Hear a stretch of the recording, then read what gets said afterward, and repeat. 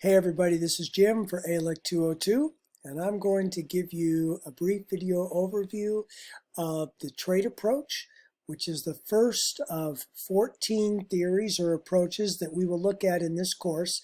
Each of these theories and approaches argues that certain things must be present based upon research for there to be effective leadership. So the first one is the trait approach, and so we begin by asking, what is the trait approach? Briefly, I will describe it and explain it, discuss some of the strengths and weaknesses and how it's applied and how it fits into the model of the course.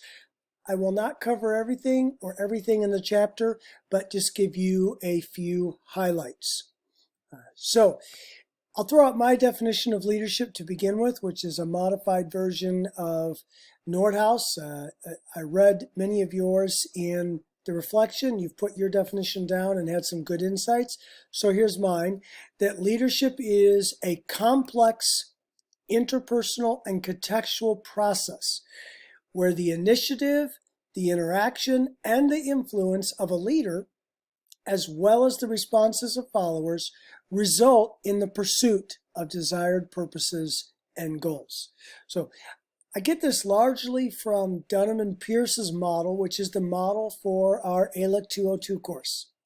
And what Dunham and Pearce argued was that all leadership is the interaction of at least 5 things: a leader or leaders, follower or followers, a context. Now, this is the particular place where the leadership is occurring. For example, it could be at a workplace like a grocery store, or it could be a football team at a university or the country. Each of those contexts are going to mean that how the leader and follower interact are differently. And then you have the process of influence. That's some of the behaviors and choices that they make for leadership to occur. And then you have the results and the outcome.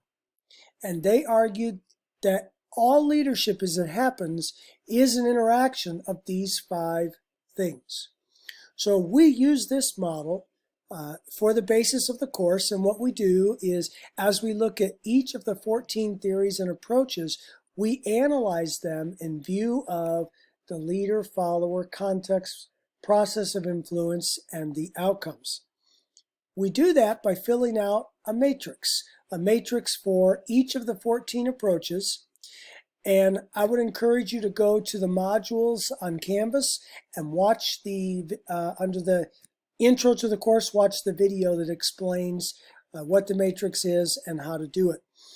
Essentially, what you're doing is for each of the approaches, you are filling in what that approach argues is necessary of the leader in leadership, of the followers in leadership, about what it says about the context, the process, and the outcome. So each of these approaches, based upon research, is going to argue certain things are required of these 5 elements. And you're going to write the summary in of what they say, clear enough that we know you're talking about that approach, but it doesn't have to be everything that could be said. And you can do it in bullet points and sentences. I would encourage you to keep up with each one on each week, because this matrix will be the basis of your class presentation at the end.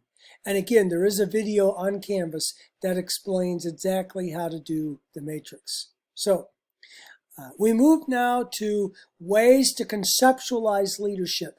Most of our theories will fall into a situation where they're recognizing traits or behaviors, things that the leader does, relationships they have, or the situation, meaning the particular context describes the leadership. And most leadership is thought of this way. The leader's traits or particular actions and behaviors and skills, or a situation that demands a certain kind of leader. So the trait approach was one of the first ways to study leadership, and it started out being built on what was called the great man theory, and that meant there were certain innate qualities possessed by great social, political, military leaders. And when a person had those qualities, that's what made them a leader. And that's how leadership was defined. Historically, then, you can see a number of studies were done. These are the names of the author and the year, and they studied a large number of people in terms of asking them questions about the characteristics they saw in their leaders. Each of these studies produced different lists of what was effective as far as leadership traits and leadership characteristics. Because what the trait theories argue is in order to be a leader, it's all about your personality and traits that you have. And you can look over this list and read about this in Nordhaus. Now, you could see it started out as a great man theory, then traits required in certain situations, critical roles of traits, and now what we have today are going back to all of these studies. They've been summarized by studies today that say really the most common 5 leadership traits are intelligence, self-confidence, determination, integrity, and sociability. So if we went back up to our matrix here, you could write under trait approach for the leader that what the trait approach argues is that leadership is one way, it's leader-centered, and that it's all about the traits of the leader, and then list those 5 key traits that are most important. And that would be your matrix fill-in for trait approach for leader.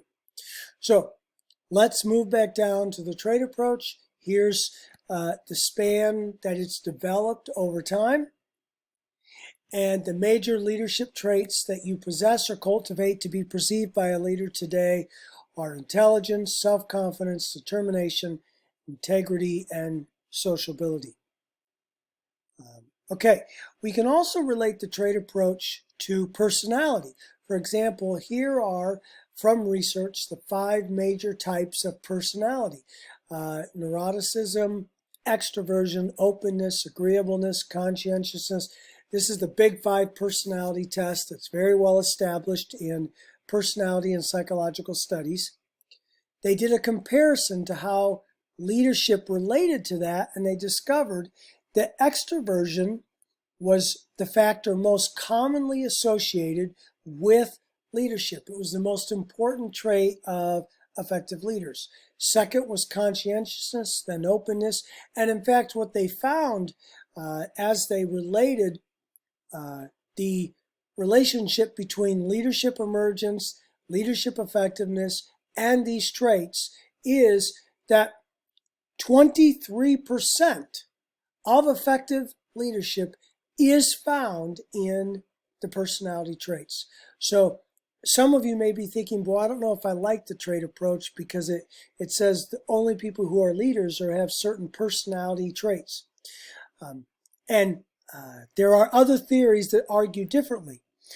Trait approach is one of the oldest approaches to studying leadership. And in fact, the research does show that 23% of effective leadership is connected to our traits. So there is some connection, but leadership is far more than traits.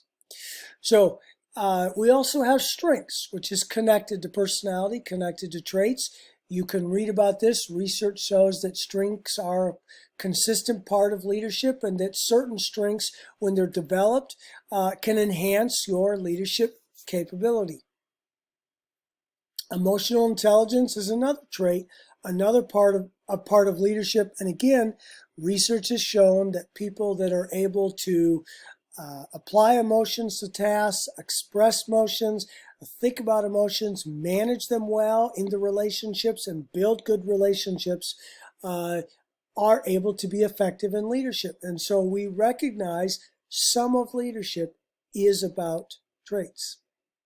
So how does the trait approach work? Well, in this approach, the focus is exclusively on the leader and the traits that the leaders exhibit. And therefore, if you have these traits, you can be an effective leader.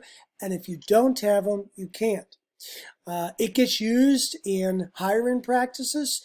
In human resource, you'd be surprised how many times you go to a job interview. Part of what they're looking for as you interview for that job is certain kinds of traits and personality traits. That's using the trait approach to leadership. So it's used a lot in personal awareness and development. You could take personality studies. A lot of them are based on helping you identify certain characteristics of your personality, certain traits you have. That's based upon this trait approach. The strengths of it are it's appealing, its credibility because it has a century of research. It highlights a leadership component in the leadership process, namely the leader. And it provides a benchmark, a good idea of what to look for in leaders. If they have these traits, we should look for those. It has a lot of criticisms as well. There is not one definitive list of traits that's been proven to be a part of leadership.